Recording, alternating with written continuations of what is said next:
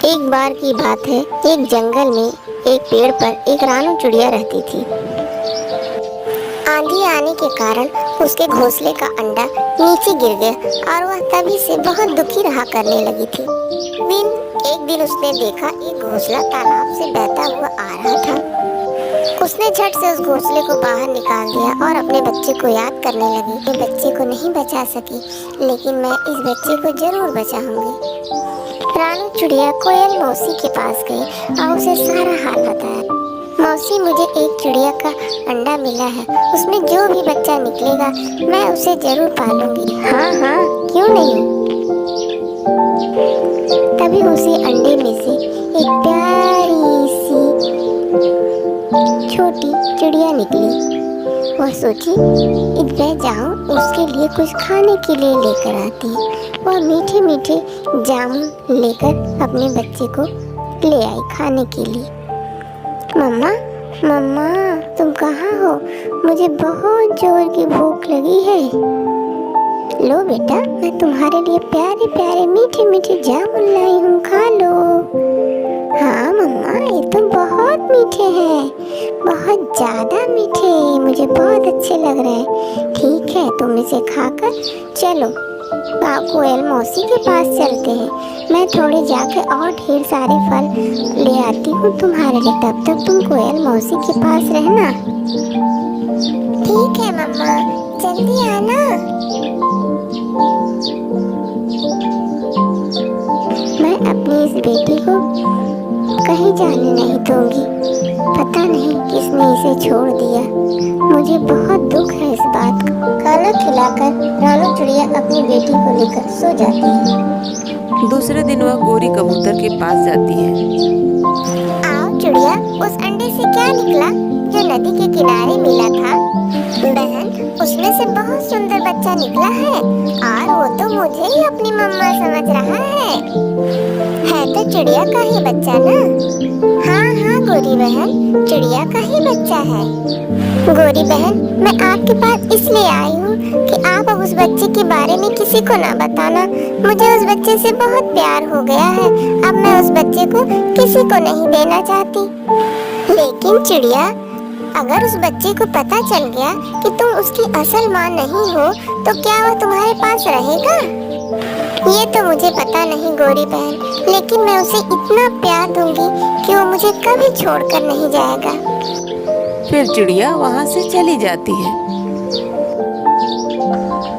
गोरी, ये बच्चा उसी अंडे से निकला है जो नदी के किनारे मिला था। जी कालू जी, अब तो चिड़िया पागल हो गई है इस बच्चे के लिए। पागल तो मैं बनाऊंगा इसे, थोड़ा बड़ा हो जाने दो इस बच्चे को। चिड़िया उस बच्चे के लिए मीठे मीठे फल ले जाती और ढेर सारा भोजन और उसे उड़ना सिखाती। वह चिड़िया उसे उड़ना सिखाती और भोजन की खोज करना। ऐसे धीरे धीरे दिन और रात बीत गए। चिड़िया ने अपने बच्चे का नाम रोज रखा था। एक दिन चिड़िया और उसका बच्चा रोज दोनों घोंसले में बैठे थे, तभी वहाँ कौवा और कौवी आ जाते हैं। चिड़िया, तुम अपने बच्चे से बहुत प्यार करने लगी हो।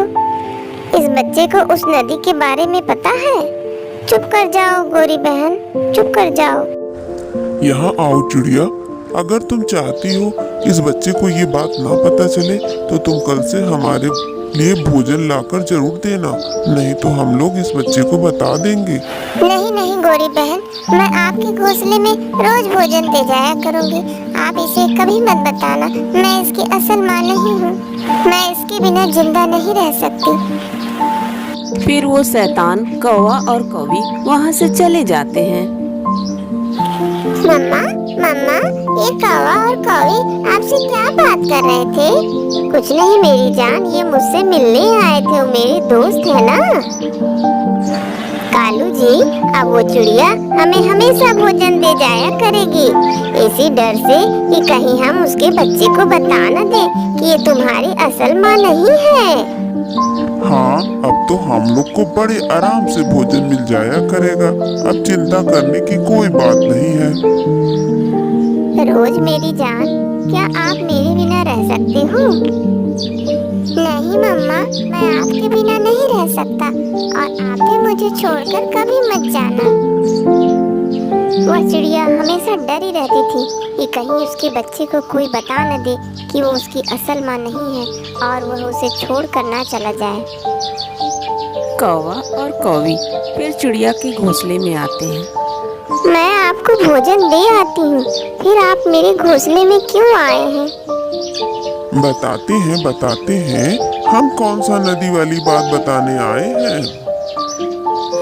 मम्मा मम्मा, ये कौवा और कौवी उस दिन भी नदी वाली बात कर रहे थे। आखिर नदी वाली बात क्या है? कुछ नहीं मेरी जान, ये लोग मेरे दोस्त हैं ना। मम्मा मम्मा, मुझे बहुत जोर से प्यास लगी है। मैं नदी के पास जाता हूँ और पानी पी कर आता हूँ। नहीं मेरी जान, मैं तुम्हें अपने साथ ले चलूंगी। नहीं मम्मा, आप अपने दोस्तों के साथ बैठो, मैं अभी पानी पी कर आता हूँ। यह कहकर रोज वहाँ से चला जाता है और झाड़ियों के पीछे छुप जाता है। चिड़िया, हमारा घोंसला टूट गया है और तुम जाकर हमारा घोंसला बना दो। अरे कालू जी, मैं आपका घोंसला बनाऊंगी तो अपने बच्चे के लिए भोजन कब लाऊंगी? मैं नहीं जानता, अगर तुम मेरा घोंसला नहीं बनाओगे तो मैं तुम्हारे बच्चे को बता दूंगा कि तुम उनकी असल माँ नहीं हो। नहीं नहीं कालू जी, मत बताइएगा, मैं अपने बच्चे के बिना नहीं रह सकती। यह सब बातें रोज सुन रहा था और वह उड़कर वापस अपनी माँ के पास आता है और अपनी माँ से कहता है, मम्मा मम्मा, आपको इनसे डरने की कोई जरूरत नहीं। भगा दो इनको अपने घर से। मैं आप ही का बच्चा हूँ, मैं आपके साथ हमेशा रहूँगा। आप लोग यहाँ से चले जाइए। मैं अपनी मम्मा का ही बेटा हूँ और मैं हमेशा अपनी मम्मा के पास रहूँगा। मुझे सब पता चल गया है और आज के बाद आप यहाँ कभी मत आना। अरे कालू जी, अब हमें भोजन कौन देगा? अब हमें दूसरे पक्षी की तलाश करनी पड़ेगी जो हमें रोज भोजन दे जाया करे। हाँ हाँ गोरी, चलो यहाँ से चलते हैं।